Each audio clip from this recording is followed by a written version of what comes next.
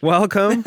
Good morning, Shad. A lot of people know you mainly as a backing vocalist. You're on the road now at the front of the stage. What prompted you to do this right now? It's been the film. I think it's given me the opportunity to, well, look at myself, which is always uncomfortable, but to actually look at my life. It's like I think about, all the years with Luther Vandross, singing with Luther, and just all the lessons he's given me in my life. And in each group, Shaka Khan and Tina Turner, just everyone that you mentioned, it's like I feel like everything has been this puzzle piece.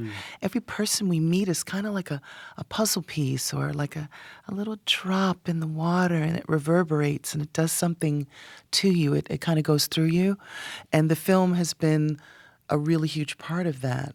And so I was getting all these calls, and people would say, "Oh, can you do this? No, can you do that?" And I'm just like, I don't even know what I'm doing. What am I doing? So I got a manager, and people started asking about doing shows. And I was like, oh, this has been really cool. So that's sort of where we've been for the last couple of years now. So all these experiences led you to the front of the stage. Once again, not the first time that you've been there. You recorded the song Only Love in 1984. It was featured in the cult classic film Beat Street. Yeah. Do you remember what you were envisioning for your career at that point when you were singing that song? What were you thinking the future had for you? Honestly, I am awful at that. I've always been a bit of a gypsy in my mind about, like, I am where I am in the moment. And so I would just follow the path that would be in front of me. And in New York at that time, it was a lot of just, jumping from session to session if you were lucky, and praying for the phone to ring if you were lucky. And if you got a call to do a tour, oh my God, you're really lucky. So a lot of it is really just following these almost spiritual breadcrumbs, and you Which is just what you described earlier, too, which is what's led you to this point. Yeah. And it's so important in terms of being present as a singer. Must be the most important thing. It is for me. I just don't even know any other way to exist, especially I'm going to be 58 this year. And so it's difficult to break out of the habit of, like, trying to plan for the future. So I try to surround myself with people who have great intentions and good wishes and know-how and knowledge and instinct that know how to do that sort of thing. That's their thing. I think, again, it's the idea of the puzzle pieces of having good people around you and sort of kind of knowing what you think you can do, and then having, the people around you that can sort of carry you through the rest of it. Do you have any favorite memory that stands out to you in terms of when you were really lost in the moment on stage in a performance? I think there's a few. I would say the earliest was with Luther Vandross. We were at Wembley, and I remember the night before I was doing a show in Chicago with the Rolling Stones, and Luther sent a plane for me to get me there on time to actually make the show. And so I remember sleeping on the plane. I remember having Chicago pizza, and I went to sleep, and I wake up and I'm in London. And I go straight to the venue, and everything is laid out. All the clothes is laid out, and we're going through the steps, and we go through the show, and I'm half tired and half asleep, but I'm also like in ecstasy and in joy because I feel like I made it there, and I'm there with my other family, Those moments for me are priceless and timeless. Or with the Stones, just, anytime I get to do Give Me Shelter with Mick, it's just a gift. Anytime I stand behind them and I'm standing with Bernard Fowler and I'm watching Keith and I'm watching Ronnie, I'm watching Charlie, I'm watching Daryl, and I'm watching the audience and their emotions and they I don't care how old they are, they always have this look like they're back in time, like they're a child again, You just described singing with Mick Jagger and Luther Vandross in back-to-back nights. Yeah. Okay. What approach do you take to singing? Do you take a different approach to singing with different singers? Yeah. So let's treat those two in turn. So Mick Jagger, what approach do you take to singing with him? He's like, he reminds me of a tiger in the jungle. He's he's vocally prowling, and you never know exactly where he's going to land, but you know he's going to pounce, and you know he's going to crawl, and he's going to sneak, and he's going to roar, and he's going to row, and you just never know what he's going to do. So I always feel like, though I'm protected, I'm also a part of the audience as well, but I'm supporting the lion. You Wow. know? Okay. So it's, so you can't be afraid of the lion because they'll sense your fear, but you have to sort of be ready to be there for them when they need you. So that's kind of my vocal energy with him. I just try to not think about myself. I think about, what does he need? What does the band need?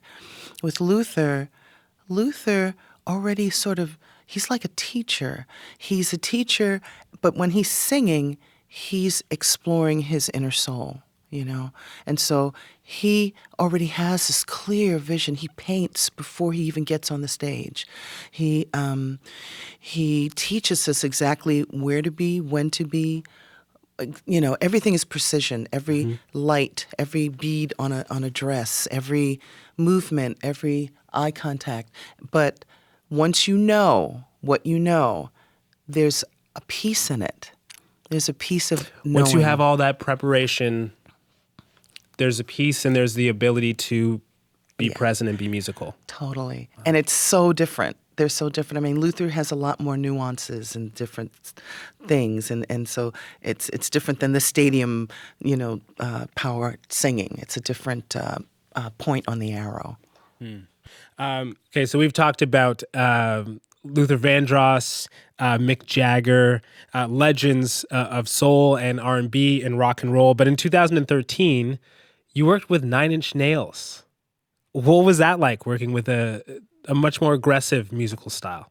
It was interesting. I'd gotten a phone call. It was after the film was released, and Trent Reznor got in touch, and I knew the name 9 Inch Nails. I didn't really know very much about the band.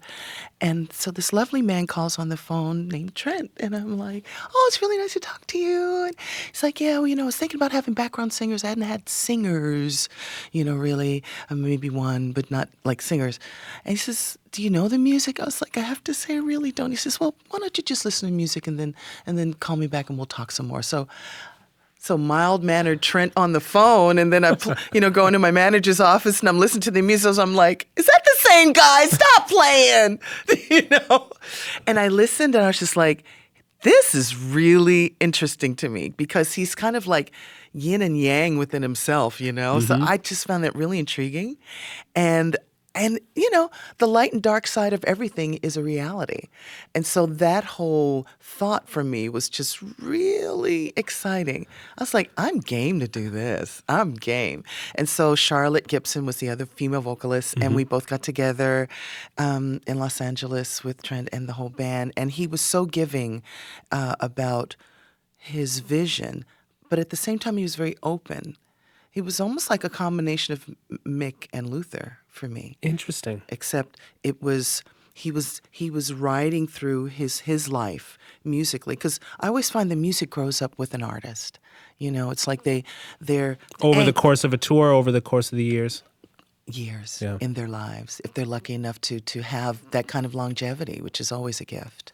But he was like, he's in this calm place, and then back then it was just like, it's just like, it was just amazing. It was amazing to go there. What are some of the benefits of singing backup that people wouldn't think? The benefits, the joys, the benefits that people wouldn't necessarily think of. I think for me, there's something about. It feels as though the act of harmonizing is not only mental and vocal, it's also physical. And so as I walk through the world, I feel like I'm always trying to harmonize with it. That, to me, is a huge benefit. I was going to ask you about that. How much is interpersonal harmony? How much does that have to do with vocal harmony? I think it's everything.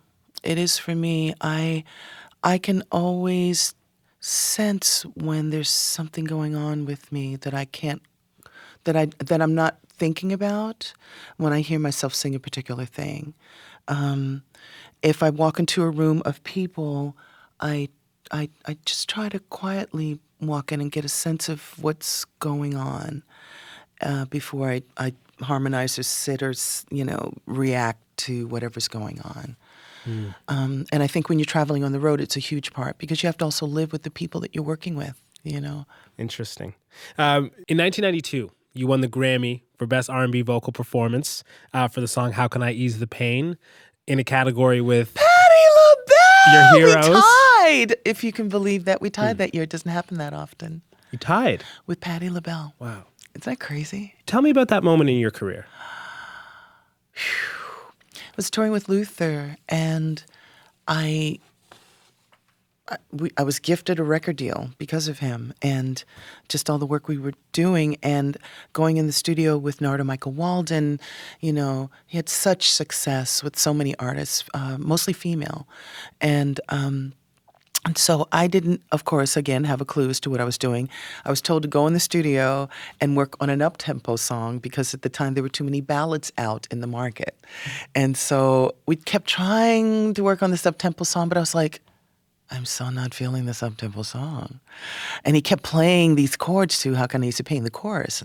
And he was like, oh, okay. And he was singing the thing. And I was like, and he hadn't finished it. And so I was just like, that's what I want to work on. And I think if I had not followed that moment, that song would have never existed, There's so much more I want to ask you about. Morgan Neville, who made 20 Feet from Stardom, has been a frequent guest of the show. Kidding? Yeah, he's been here and he's been lovely so many times. There's so much more I want to ask you about, but congratulations on this tour and being back at the front of the stage. And thank you for joining us. I love you. Thank you, Shad. I love you too, Lisa.